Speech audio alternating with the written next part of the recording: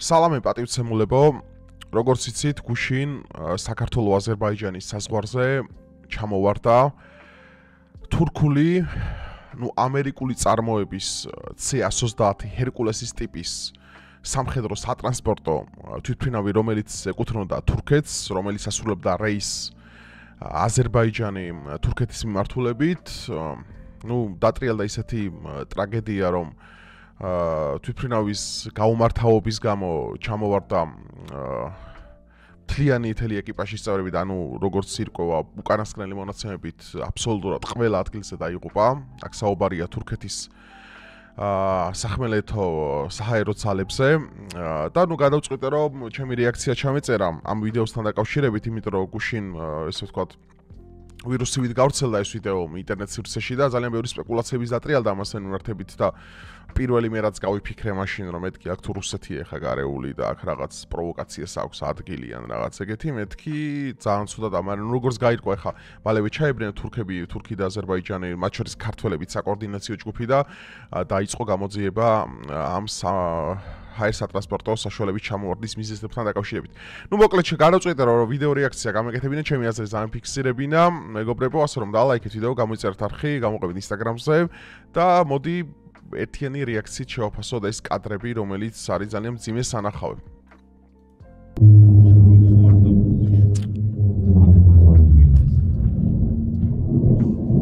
ხარშივე დაიშალა ეს თვითმფრინავი მგონი, ნახეთ და ერთი ფრაგმენტი ნაწილი მარჯვნივ არის. თან ბოლიაზდის ბოლი უკიდია. და სხვათა შორის ბოლო მონაცემებით როგორც ირკვევა, ეს თვითმფრინავი იმყოფებოდა სამჯერადი, ესე ვთქვათ, აღდგენის რეჟიმის ქვეშ, რამაც სავარაუდოდ ეროზია გამოიწვიაო და მოხდა, ესე ვთქვათ, უბედური შემთხვევა და ჰაერში დაიწყო მისი ჩამოშლის პროცესი.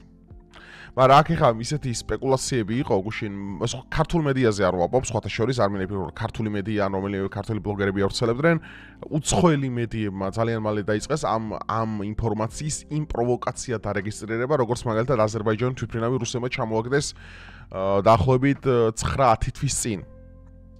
ხო და ეგ პირველად რომ მოვისმინე ეს სიახლე, იმიტომ რომ ეს მოხდა დაახლოებით 14 საათსა და 20 წუთზე შუადღის გუშინ და ამაზე ინფორმაცია აქ ქართულ მედიაში გავრცელდა დაახლოებით საღამოს 9 საათზე. და არ ვიცი რანაირად მოასწრეს იმაზე, რომ ჩვენამდე ადრე იყო, იმიტომ რომ ეხლა პრაქტიკულად 5 კილომეტრი ჩამოვარდა. ისე ვთქვათ, ამ საზღვრიდან. და საიდან შეძლეს ამდენი რამის ესე ვთქვათ გენერირება და ამდენი რამის ესე ვთქვათ დეზინფორმაციის გავრცელება, ან უბრალოდ თეორიების მოდი ესე ვთქვათ, რომ ვითომ რუსები იყვნენ ამის უკან. ეს პირველი მეც გავიფიქრე სხვათა შორის, ეხლა არ დაგიმალავთ მაგას, მეც გავიფიქრე რომ მეთქი რამე პროვოკაციას ხო არა აქ ეხლა ადგილი და იმაზე ხო არ არის, რომ დაახლოებით იგივე სცენარი ხო არ არის, როგორც მაგალითად აი დაღესტინა რომ იფრინავდა, არა აზერბაიჯანი და რომ იფრინავდა დაღესტინის თავზე და მე რო ჩამოაგდეს რუსებმა, ხო და მე ხო პუტინმა ზაღიარა ეგ, მაგრამ მე ჩინეთის იმაზე რა ქვია დამოუკიდებლობის დღეზე ხო იყო, რომ პუტინი და ალიევი ერთმანეთს შეხვდნენ და საკმაოდ მეგობრულად შეხვდნენ და გამიკვირდა რომ კიდე ეგეთი რამე ექნა რუსეთს. ბიჭო რა ცოდოები არიან. როგორც იცი 20-ვე დაიღუპა, აქ ვინ გადარჩებოდა ეხა? ბუნებრივია აქ ვინ გადარჩებოდა, ნახეთ, რა ძალიან საშინელება არის. ხო, აი ჰაერში იშლება ფრაგმენტების შედეგად, აქ 100%-იანი ეჭვიჩრება იმასთან დაკავშირებით, რომ ეს იყო ეროზიის, შიდა ეროზიის მიერ დაწყებული პროცესი. ეს ეროზია არის, მეგობრებო, თვითმფრინავის ის მაგალითად ავიაკატასტროფის ერთ-ერთი მიზეზი, რომლის დროსაც ხშირად ხდება ნებისმიერი სახის თვითმფრინავის ხშირად აღდგენა. და ბოლოს მე წონა არასწორად, მათ შორის ერთ-ერთი ვარიანტი იყო, რომ წონა იყო არასწორად გადანაწილებულიო რა, აქ რა, მაგალითად იქო ტვირთი უნდა გადაეტანა, ამას გადაგონა F-16-ის ნაწილების ტვირთი. და მათ შორის F-16-ის ამ სამხედრო ავიაგამანადგურებლის ინსტრუქტორები იჯდნენ შიგნით. ხო, და არის ვარაუდი, რომ არასწორად იყო გადანაწილებული ეს წონა, რამაც გამოიწვია სიმძიმის ძალის დარღვევა და ჰაერში ავიაკატასტროფა. მეორე ვარიანტი არის ეროზია, რაც უბრალოდ პირველი რაც გითხარით, რომ ხშირად შეკეთებული, ამან ვერ გავწო. მესამე ჯერჯერობით შავი ყუთი უნდა გაიხსნას რა. დივერსია ნაკლებად გონია, იმიტომ რომ აქამდე ერდოღანს არ მოერიდებოდა ეგ, რომ აქ დივერსიაზე ყოფილიყო საუბარი, ერდოღანს ნახდად არ მოერიდებოდა. ბიჭო რა ცოდოა და გადაწყდა მართლა შუაზე და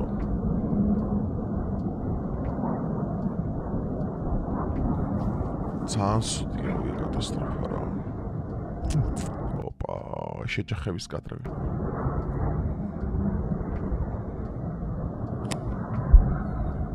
ბიჭო.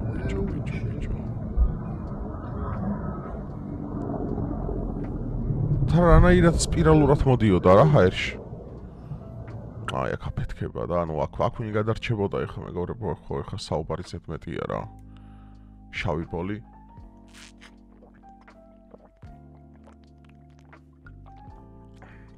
საშინელება. იყო ვარაუდი რომ ერთიო შეიძლება, მაგრამ არ ვიცი ერთიც როგორ გადარჩებოდა, რას ლაპარაკობ, ამას ალი ექნებოდა და ამას სიმზიმიზარი ხარ და შეჯახებას ექნებოდა მეგობრებო ისეთი ძალა რომ რას ლაპარაკობთ და გაანადგურებდა ეგრევე. არაფერი იყო სადღაც გახსნილი, არა? მამი. ხო რა ახლოს ქონდა დოზომებული ჩემი. ნუ ეს არის საუბარი დაახლოებით 14 საათი და 10-15 წუთია გუშინ რა. საუბარია 11 ნოემბერზე. ხო არა არის წარმოუდგენელი დონის ის არის კატასტროფა. ეს არის ადგილზე. ნახეთ გადამტყდარი. აი მე ხო ჰაერში ხო გამოჩნდა რომ კუდი იყო ცალკე.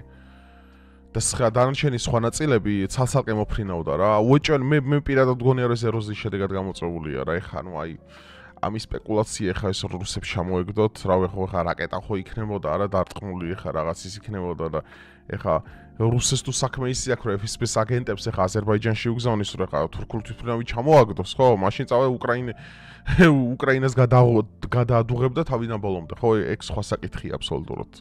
აქ ნაკლებად გონია. უბრალოდ ეხა რუსეთი განტევების ვაცია კავკასიაში ვიცით რომ ყველაფერი ცუდი რაც ხდება რუსეთს ბრალდება ზოგადად, მაგრამ ამ შემთხვევაში აშკარად ავიაკატასტროფისა და აშკარად უბედური შემთხვევის წილი უფრო მაღალია რა. აშკარად, იმიტომ რომ შუაზეა გადამტყდარი ის არ არის რაკეტის კვალი, არ არის ასაფეთქებლის კვალი, არ არის დენთის კვალი, ამაზე რომ რამე ყოფილიყო მეგობრებო, აი ერდოღანს ვერ გააჩერებდით.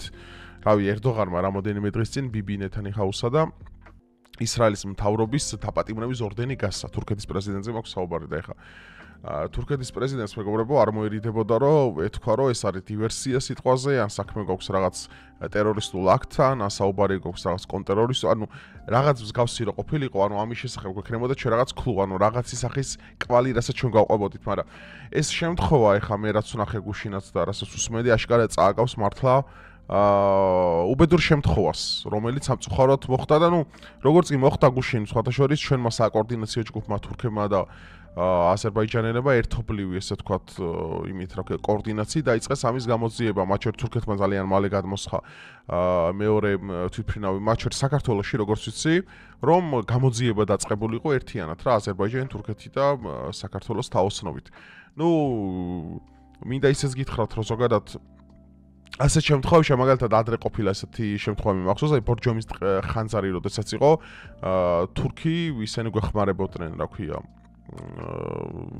ემერჯენსის ხალხი, რომელიც გვეხმარებოდა იმაში, რომ მოგვეხდინებინა ამ მაგალითად ცეცხლის ლოკალიზება. ანუ სამაშველო ჯგუფები, თურქის სამაშველო სატრანსპორტო ჯგუფები გვეხმარებოდნენ, ანუ თურქეთთან და აზერებთან კარგად ვართ.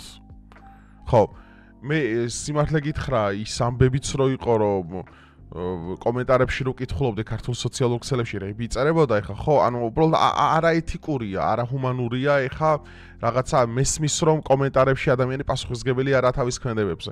მესმის რომ ყველაფერი გაზდის უბრალოდ აი რატომ არ მესმის ამ ხელა ბოროტება რატო არსებობს? ნუ ადამიანებს ეს ვერ გავაგებინე, ვერ აუხსენე რომ აი იყო ისეთი სახის შეურაცხყოფელი და ისეთი სახის ისენი რა ქვია საქილიკო კომენტარები რომ აი ეს ერთი მრავალი და რაღაც უბედურებები რა და უბრალოდ აი საკუთარ თავ არც არა ქრისტიანულის არ არის ეგ.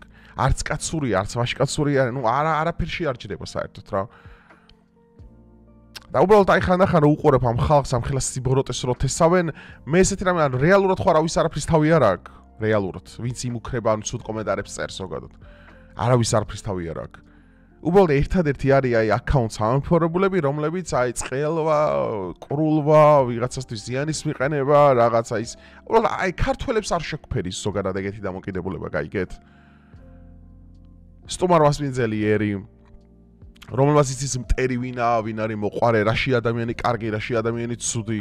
ქართველები ხო მაღალწლოვანიერი ვიყავით ერთ დროს, სამწუხაროდ აღარ ვართ დღეს. და მინდა რომ ეს ღირებულებები წამოვწიოთ წინ. არ მინდა უბრალოდ აი მესმის რომ ვიღაცა ჩვენი მტერი იყო, მესმის ის, მაგრამ თუ მაგრები ვართ, სხვა რაღაცაში დავამტკიცოთ ეხლა რომ მაგრები ვართ. გაიგეთ, აღარ არის ხლების დრო. სხვა რაღაცაში შევეჯიბროთ იმათაც. ეხლა დღეს თურქეთთან აზერბაიჯანთან გვაქვს შესანიშნავი ურთიერთობა. ნამდვილად შესანიშნავი ურთიერთობა. იმის დაუგემე რა თქმა უნდა ის საშინელი რა თურქი მესხებია რა ჯანდაბა კიდე 1000 წელი მაგას არ მივესალმები და პირიქით 100.000-ზე მეტი ნახვა აქვს მაგ ვიდეოს. ეგრე ჩავწერე. არასდროს არ მივესალმები თურქ მესხებს საქართველოში, არასდროს. მაგის გარდა ვიმეგობროთ, მაგრამ არა უცხოტომელები. არანაირი უცხოტომელები. ვიმეგობროთ მაგის გარდა ყველაფერი კარგად, მაგრამ სადაც არიან, კარგად იყვნენ, სადაც არიან, მაგრამ არა საქართველოში. საქართველოს სადაც დემოგრაფიის პრობლემები გვაქვს და 1000 უბედურება, ამიტომ არ გჭირდება. აზერბაიჯანთანაც ასე ვართ, ეხლა მრავალი აზერბაიჯანული ისა გვაქვს, ხო დასახლებები საქართველოში, იქ მარნეული იქ ისა, რომ არიან ბევრი ისა და ზოგადად საქართველოს თბილისის ცენტრის, მაგალითად ეგრე იყო შემორჩენილი, რომ აი თბილისის ცენტრში მაგალითად იყვნენ ებრაელებიც, არაბებიც, მეჩეთიც არის, სინაგოგაც, ტაძარიც არის ერთ სივრცეში, აი მე გავიზარდე ლესელიძე, მეიდანზე მაქვს საუბარი, სადაც ერთ სივრცეშია ყველაფერი. ანუ ნახეთ, ამით რის თქმა მინდა იცით ხალხო, რომ აი პატივისცემა უნდა ვისწავლოთ. იმიტომ რომ გჭირდება პატივისცემის სწავლება. აი დავით აღმაშენებელი იყო გენიალური ქართველი მეფე. ომში ხოცავდა ურჯულოებს. მაგრამ მუსლიმ სუფიებს ეჯდა ხოლმე და მათთან დისკუსია ქონა ხოლმე სხვადასხვა ფილოსოფიურ თუ საბუნებისმეტყველო საკითხებზე. ძნელია? ანუ არ უნდა იყო ბოროტი, არ შეიძლება სიბოროტე. უნდა იყო ძლიერი, ძალიან ძლიერი, მენტალურად, ფიზიკურად, მაგრამ ბოროტი არ უნდა იყო. სიბოროტე სისუსტეა, ძალიან დიდი სისუსტე და ბოროტი ადამიანები ყოველთვის მარტონი არიან. ცოტა გადაუხიე ხამ თემას, მაგრამ მინდოდა ამაზეც კომენტარი გამეკეთებინა, იმიტომ რომ არ მომწონს, ოდესაც ჩემი ერის ხალხი ესეთ კომენტარებს ხოლმე წერს.